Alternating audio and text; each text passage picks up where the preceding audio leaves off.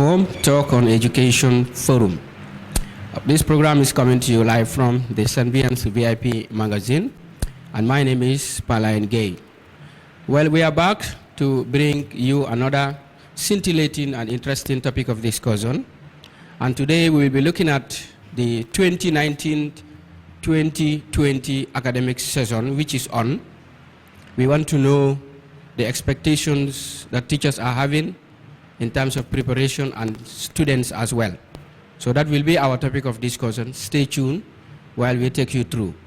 My co-host is no one other than Omar A. Baji.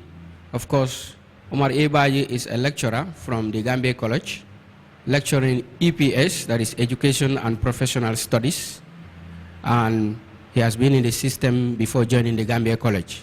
So I believe Omar will be able to say a lot on our today's topic of discussion.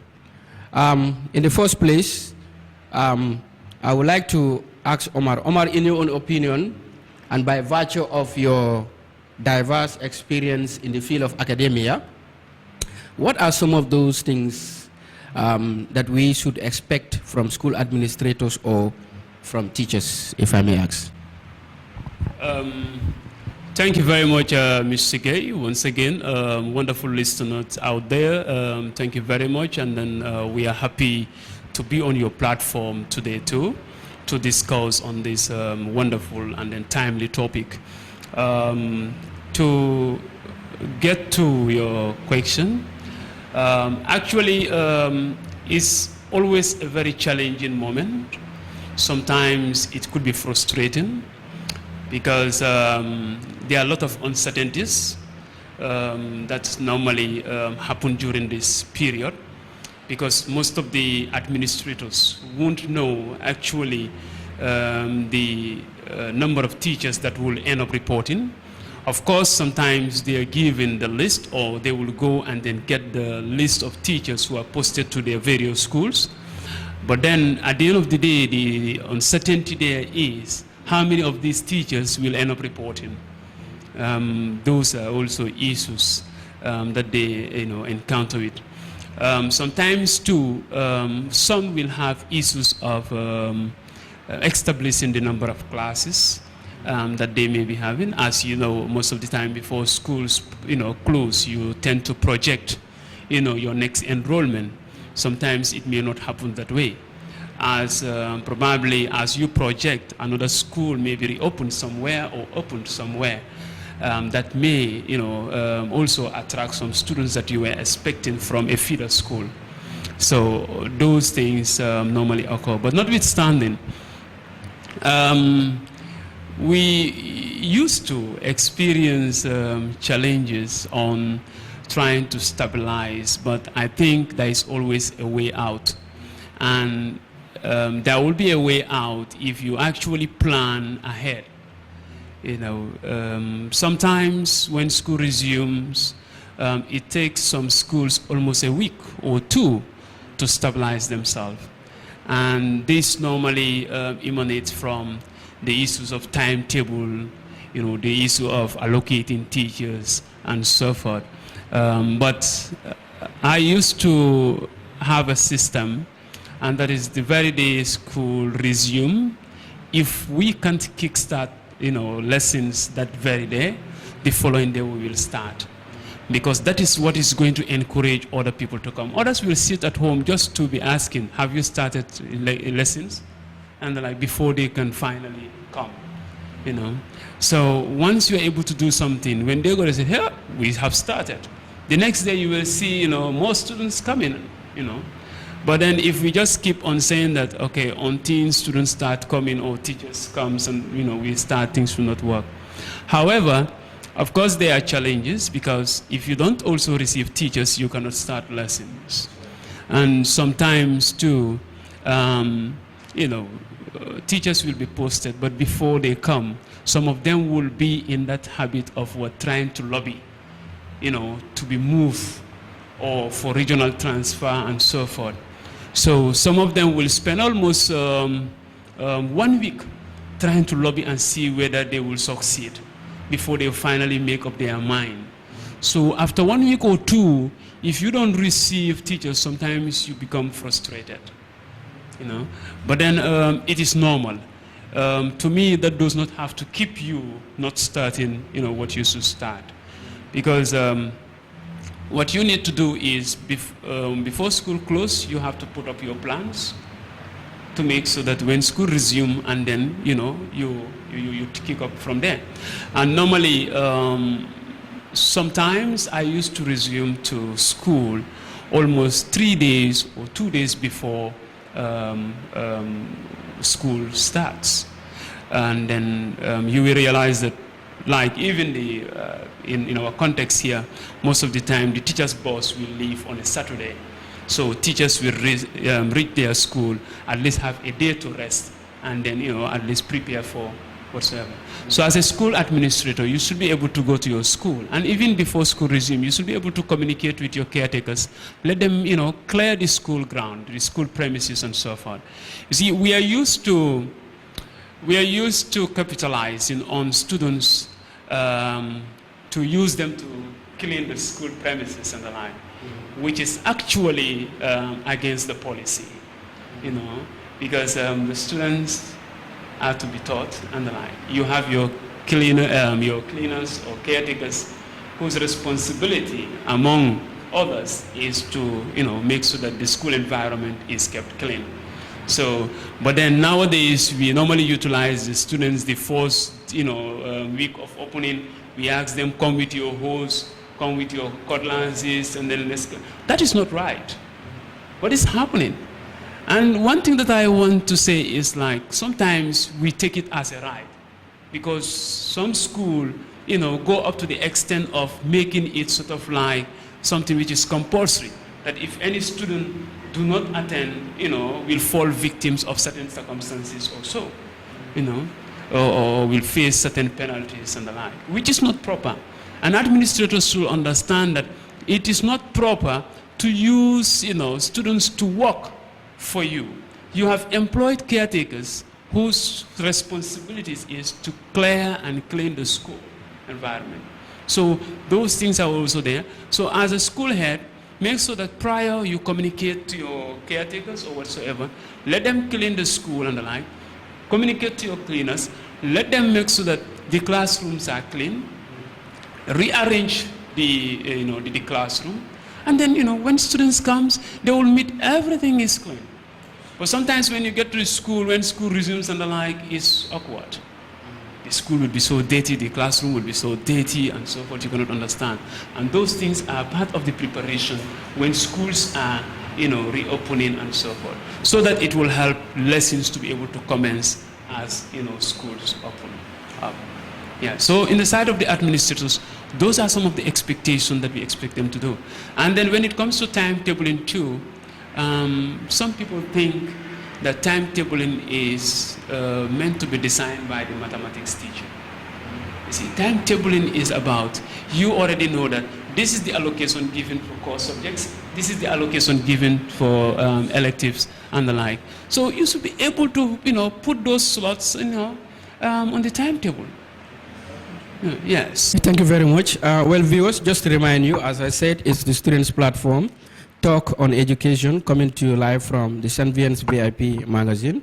And my name is Pala Ngay, and as I said, my co-host is Omar A. Baji, a lecturer from the Gambia College School of Education.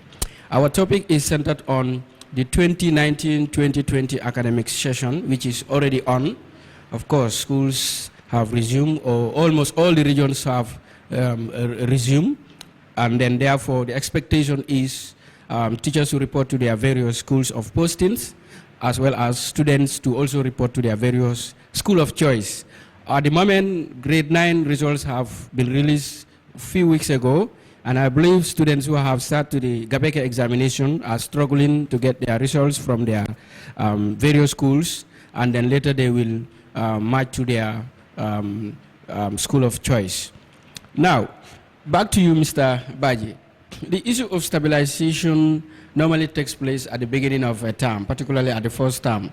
And then in your discussion, you mentioned something about stabilization, whereas teachers who are supposed to be posted to a school did not report. And then principal at least should have that understanding that if you have some teachers who did not report to your school, you need to take actions. What is your reflection on that? Good. You see, sometimes before taking actions, in fact, probably if we set actions, we'll have to quickly define what type of actions do you think should be taken. But if teachers do not report their procedures, all right, when they are posted with their details on the line. Probably some of them will call you to say, sorry sir, I have one or two things that's keeping me, but then I'll be coming on the line. Of course, sometimes we need to understand, but that didactic rule that, no, you should report, because you know the school have resumed. Yes, school have resumed. No?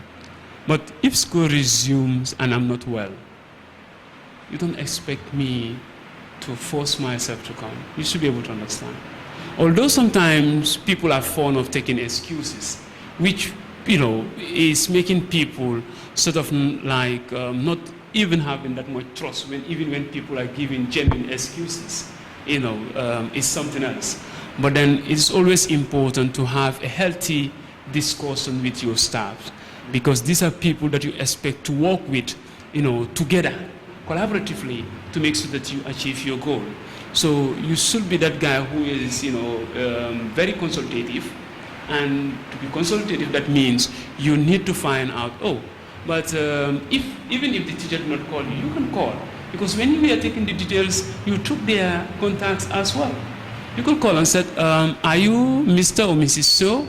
I am Mr. So, you know, the principal at this particular school. And then going through the postings, I realized that you are also among the teachers posted here. And I may want to know if you actually coming, you know. Yes, sir, I will be coming. I just have this and whatsoever. And they're like, okay, understood. Okay, your areas I want to confirm is this and this.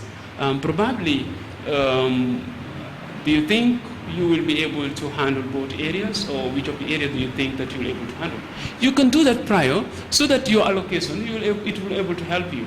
Because sometimes if you have a teacher who teaches perhaps two areas, let's say SES and let's say agriculture, you know, to avoid clashing, if the number of staffs that you have are less, sometimes you utilize them on both areas.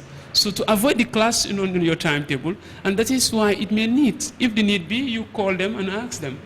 If they are to take both areas, then you will be able to know how to prepare the timetable so that these two subjects will not clash. So those are issues that we need to take note of. Not to say that, well, if he does not report, I am going to report him to the regional office so that his salary can be stopped. It will be too early for you to think of stopping a teacher's salary within that 1 week that the teacher do not report. Even within 2 weeks, it will be too early. What you give is, you give time. You give time. After 2 weeks, if this teacher do not report, note it down. Log. We have a log book. And as a principal, you should be very wise in the way you stabilize your school to avoid conflicts or favorism. You know, because sometimes the way you stabilize your school, you know, other people may see it as unfair, especially where you establish double shifting. You know, giving other people double shift and then others not being on double shift, they don't see it as situation, but they see it as denying them double shift. So in such, you need to be very smart and then take note of all those things to inform your staff in a meeting. If possible, you can even do the allocation, you know, in their presence. You know? And that is, those with core subjects, you already know. You know, those who are handling core subjects, you know, most of the time, if you only have one teachers on the core subject areas, then likely, you know, those people will be on double shift if the school is double shifting. So that becomes automatic. You know, you also have some elective subjects like French. It could be automatic if the school is double shifting. Because when you go to schools like Nusrat, you know, students who are going there are already determined. They are already determined. Whether a teacher is in the class or not, they are focused. Because they themselves knows that this guy come to this class with very good aggregate and the like. I also came in, but not me alone. So what happens is, the moment they are opening their books, I don't open their books, they may defeat me. So, you know, that concept is trying to drive them. I said it last time. You see, the way we also, you know, instruct our students nowadays, it is just exam-based. And this is why I said it in our last program. Today, if they are going to bring back those, you know, students from grade 12 who got 8 credits or 8 A1s and the like, and to give them the same exam that they have sat for, after just a week of the exams, if you bring back the same paper, they won't get 8 A1s again. They won't get it.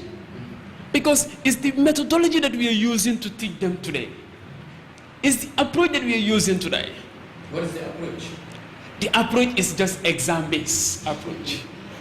No? You have to pass. Yes, they don't understand concepts. And under normal circumstances, when it comes to building up a child or building up a student, I think that's supposed to be start from the primary school. This is where the potential of the child, when it comes to reading and, you know, understanding so on, should start from.